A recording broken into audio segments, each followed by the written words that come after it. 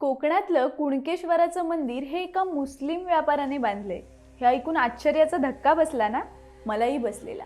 त्यामागची कथा सुंदर आहे. एकदा समुद्रात प्रचंड वादळ सुटलेलं. त्या वादळात एका मुस्लिम व्यापाऱ्याची नाव अडकलेली. वादळामुळे कोणत्याही क्षणी ती बुडणार होती. व्यापारी नुकसान टाळण्यासाठी, जीव वाचवण्यासाठी फार प्रयत्न करत होता. तो किनाऱ्याच्या शोधात होता, पण अंधारामुळे त्याला काहीच दिसत नव्हतं. मृत्यू समोर असून त्याने प्रयत्न सुरू ठेवले.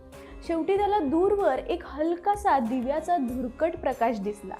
त्याला आशा वाटली. त्याने आपली नाव त्या दिशेला हाकण्याचा प्रयत्न केला.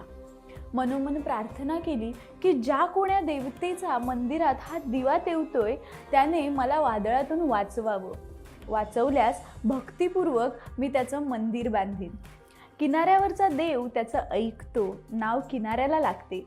तो देव म्हणजेच